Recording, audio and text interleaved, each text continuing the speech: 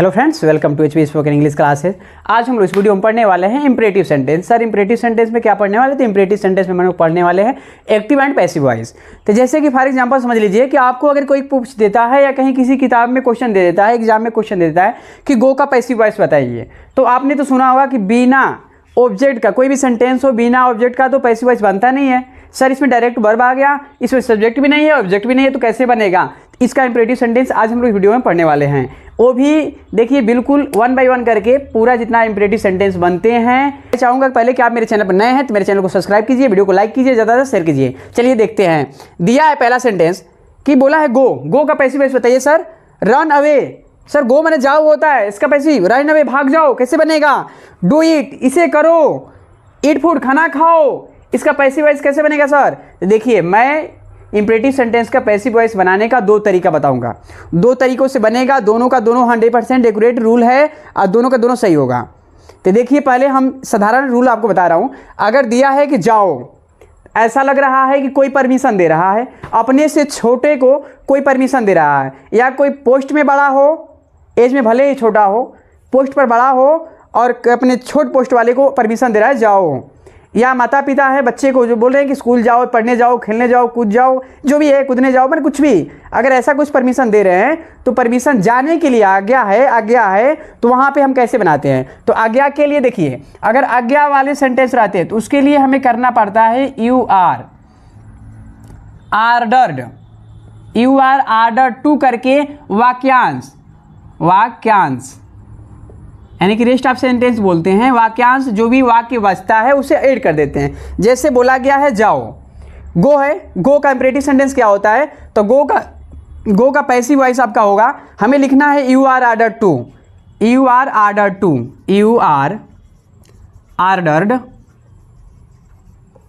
To. इतना हमें हमेशा कॉपी करना है। कब? जब कोई आज्ञा देता है तब यू आर्डर टू करके आपको गो लिख देना है, बस गो फुल स्टॉप आपका हो गया। इसका पैसिव वॉइस बन गया। ये बोला है रन अवे भाग जाओ, इसका कैसे बनेगा? बस कुछ नहीं करना, वही सेंटेंस बनेगा you are ordered to run away.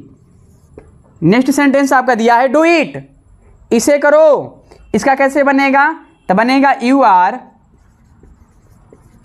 आर्डर्ड to, ये बाकी कॉपी हो जाएगा,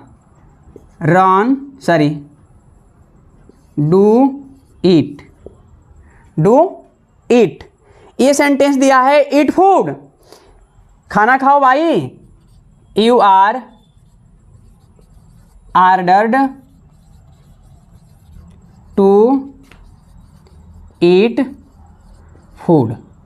मुझे उम्मीद नहीं, पूरा विश्वास है कि ये सेंटेंस आपको समझ में आए हैं। अभी यही एक मैं सिंपल सा मेथड बताया हूं, अभी और एक मेथड है, इसका रूल है जो अभी मैं बताऊंगा आपको। तो पहले इसको समझने की कोशिश करिए कि दिया था गो जाओ, ये सेंटेंस का भाव बता रहा है कि आपको कोई परमिशन दे रहा है जाओ, तो ये बनेगा यू आर आर्डर्ड टू लिख के उसके बाद जो गो था गो कर देंगे। गो टू स्कूल अगर देता है कि स्कूल जाओ बेटा, तो आपको गो टू स्कूल ऐड कर देना है, जो देता है उसे ऐड कर देना है, ठीक ना? फिर बोला है रन अवे भाग जाओ, तो you are ordered to run away. बोला है डू इट एट वंस, तो आपको करना है you are ordered to do it at once, जो भी देता है ना कर देना है। बस ऐसे भाव के अकॉर्डिंग आप यूज करिएगा कि ऐसा लग रहा है कि बोल रहा है कोई आदेश दे रहा है, आज्ञा दे रहा है कि जाओ, पढ़ो, लिखो, खेलो, कूदो, दौड़ो, मैंने परमिशन दे रहा हो, आज्ञा दे रहा हो, तो आज्ञा के लिए हमें यू आर आर्डर्ड टू का यूज करना है। You are ordered to do it, खाना खाओ। मान लीजिए पुत्र गुस्सा हो गया है, माँ बोले खाना खाओ, ये पिताजी बोले खाना खाओ, अबे डंडा उठाएं, यू आर आर्डर टू करके आपको ईट फूड कॉपी कर देना है।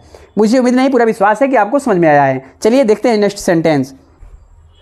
चलिए यही आज्ञा का दूसरा रूल है आपका कि let plus object plus be plus verb का थर्ड फॉर्म, उसके बाद अदर वर्ड है तो कॉपी किया जाएगा, नहीं है तो कोई बात नहीं छोड़ दिया जाएगा, बाकी बाई यू करना है। देखिए जैसे कि आपका ये सेंटेंस दिया है गो, तो सर गो में इसमें तो ऑब्जेक्ट बोला है, ऑब्जेक्ट नहीं है, तो इसका मतलब ये लेट वाले रूल से ये नहीं बनेगा, ये you are order to go से बनेगा। उसके बाद में सर इसमें भी ऑब्जेक्ट नहीं है, तो नहीं है तो ये भी ऐसे नहीं बनेगा, ये भी बनेगा you are order to run away. Sir इसमें डू के बाद इसमें तो दिया है, डू के बाद इसमें आपका ऑब्जेक्ट ईट दिया है, तो ये कैसे बनेगा? तो मैं आपको बता दे रहा हूँ कैसे बनेगा। देखिए पहले बोला है लेट, तो आप लिखिए लेट। उसके बाद बोला है ऑब्जेक्ट, तो वर्ब के बाद ही जो होता है ऑलवेज ऑब्जेक्ट होता है, तो हमें इस ईट को लिख देना है ईट। उसके बाद बोला है बी, तो लिखिए बी। उसके बाद वर्ब का थर्ड फॉर्म बोला है, तब वर्ब का थर्ड फॉर्म डू का डन हो जाएगा, डू का डन हो जाएगा। अदर वर्ड नहीं है, छोड़ दीजिए। उसके बाद आपको लिखना है by you, by you. Next sentence आपका दिया है ईट फूड, तो सर ये वर्ब है, वर्ब के बाद तो इधर ऑब्जेक्ट दिया है। जी हाँ दिया है, जब ऑब्जेक्ट दिया है तो इसका तो लगता है लेट से बनेगा। जी बिल्कुल बनेगा, लेट लिखिए लेट। उसके बाद में ऑब्जेक्ट बोला है फूड, तो लिखिए फूड। उसके बाद में बी बोला है, तो लिखिए बी। उसके बाद वर्ब का थर्ड फॉर्म ईट का, तो ईटेन हो जाएगा। उसके बाद बाई लगा करके हमें यू लिखना है, तो लिख देंगे बाई यू। चलिए मुझे उम्मीद नहीं, पूरा विश्वास है कि ये भी रूल आपको समझ में आए हैं। चलिए देखते हैं नेक्स्ट। अब हम लोग पढ़ने वाले हैं इंपरेटिव सेंटेंस का निगेटिव, जिसे हम लोग निषेध बोलते हैं। तो देखिए इसका सिंबल रहता है, हम पहचानेंगे कैसे कि ये निगेटिव है, इंपरेटिव सेंटेंस का ये निषेध है। तो उसका सिंबल आता है कि डंट आता है, डंट आता है। तो उसके लिए मैं बता दे रहा हूँ, रूल लिखवाया हूँ, you are forbidden to plus वाक्यांश। उसमें हम लोग लिख रहे थे you are order to plus वाक्यांश, उसमें आदेश दिया जा रहा था आज्ञा, तो इसलिए हम लोग लिखते थे ऑर्डर। अब इसमें माना किया जा रहा है, तो फॉरबिडेन में माना करना होता है। उसका थर्ड फॉर्म है पैसिव वॉइस में हमेशा वर्ब का थर्ड फॉर्म प्रयोग किया जाता है। ठीक, तो you are forbidden to plus वाक्यांश। देखिए दिया है कि डंट टेल एलाई, दूसरा सेंटेंस दिया है डंट अब्यूज हिम, तीसरा सेंटेंस दिया आपका डंट गो देयर, चौथा सेंटेंस आपका दिया है डंट स्पीक भोजपुरी। तो देखिए पहला हम लोग सेंटेंस बनाते हैं। जैसे दिया है आपका कि डंट टेल एलाई, तो आपको हमेशा लिखना है यू आर फॉरबिडेन टू, ये डंट के बदले हमने लिखा है फॉरबिडेन। अब इसको लिखने की जरूरत नहीं है, अब लिखेंगे टेल एलाई। दूसरी बात, हमेशा टू के बाद वर्ब का फर्स्ट फॉर्म ही आता है। अगला सेंटेंस दिया है डंट अब्यूज हिम, इसको बनाना है हमें यू आर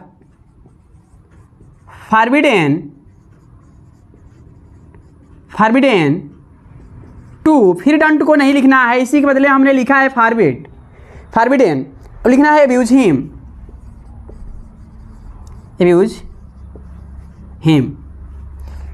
नेक्स्ट सेंटेंस आपका दिया है डंट गो देयर, तो इसका कैसे बनेगा? तो देखिए यू आर फॉरबिडेन टू, ये डंट तो नहीं लिखा जाएगा, गो देयर। अगला सेंटेंस दिया है आपको डंट स्पीक भोजपुरी। मैं चाहूँगा कि अगर सेंटेंस ये समझ में आपको आए हैं तो इस सेंटेंस का जवाब आप लोग कमेंट बॉक्स में दीजिए, ताकि मैं समझ सकूं कि आपको समझ में आया। चलिए अब निषेध ही बनाने का एक दूसरा रूल देखते हैं। देखिए दूसरा रूल दिया है आपका निषेध वाला में, अगर सिंबल है कि डंट, अगर डंट आता है तो कैसे बनता है? तो दूसरा रूल लिखा गया है कि लेट प्लस सब्जेक्ट लिखना है, उसके बाद निगेटिव वर्ड नॉट लिखना है, उसके बाद बी लिखना है, वर्ब का थर्ड फॉर्म अदर वर्ड लिख करके बाई यू लिख देना। अगर अदर वर्ड है तो लिखा जाएगा, नहीं है तो छोड़ दिया जाएगा।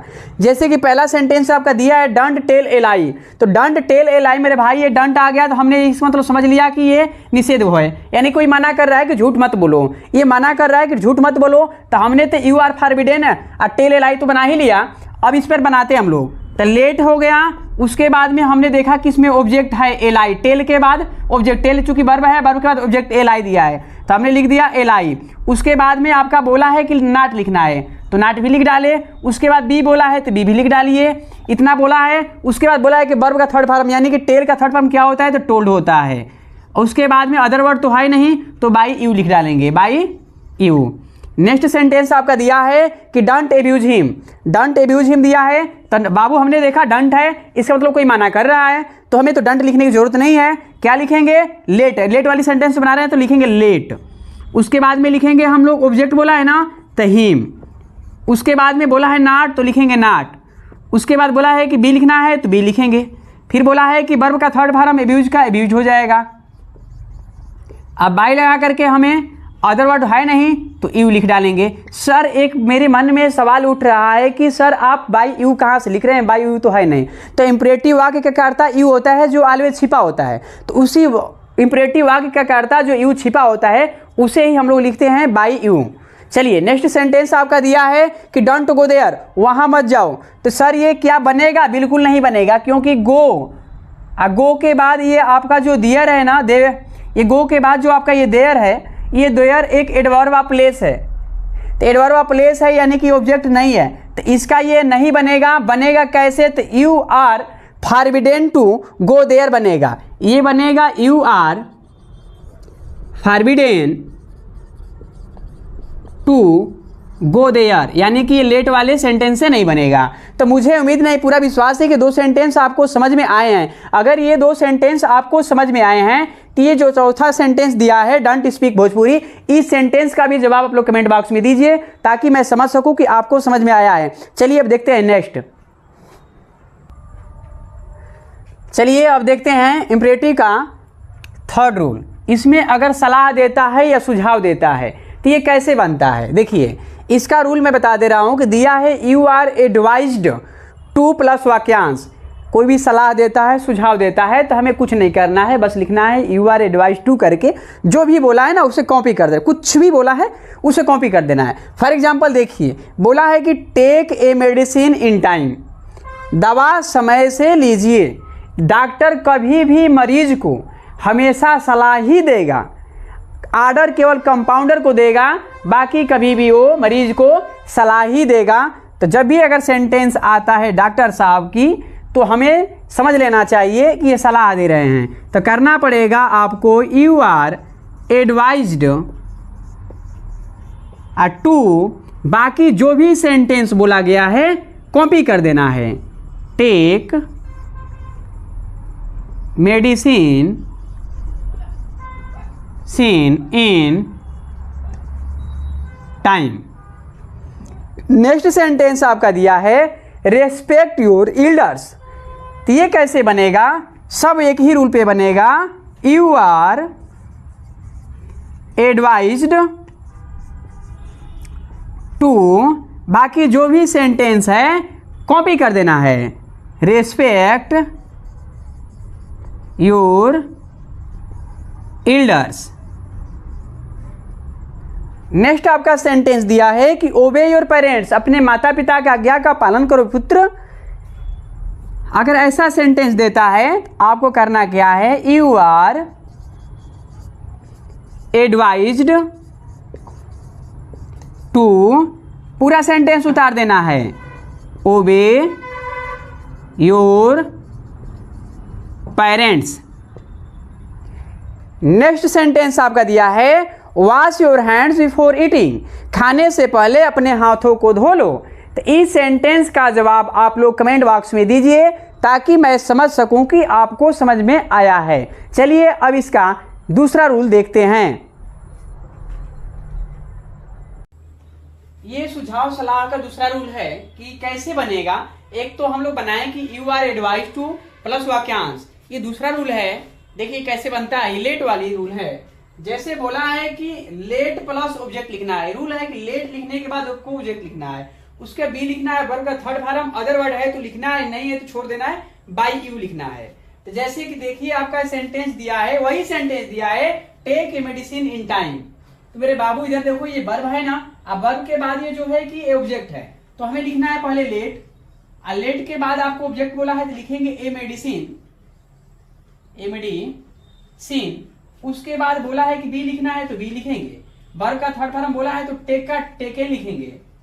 उसके बाद में बोला है कि बाई यू लिखना है तो बाई यू लिखेंगे, इन टाइम को लास्ट में लिखेंगे। अगर इन टाइम को पहले भी लिखते हैं तो कोई दिक्कत नहीं है, लेकिन टाइम हमेशा लास्ट में लिखा जाता है इसलिए हमने लास्ट में लिख डाला। उसके बाद बोला है respect your elders. Respect your elders जो है ना, इसमें देखिए पहले लेट लिखना है आपको, उसके बाद में योर एल्डर्स आपका ऑब्जेक्ट रहा, योर एल्डर्स को हम लोग लिख डालेंगे यहाँ पे योर एल्डर्स। उसके बाद में आपको बोला है बी लिखने के लिए, बी लिख डालिए।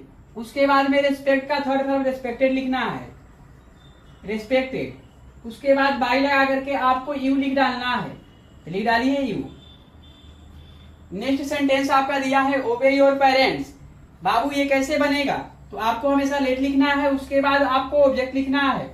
ऑब्जेक्ट में है योर पेरेंट्स, योर पेरेंट्स लिख डालिए। उसके बाद में आपको बी बोला है तो बी लिखिए।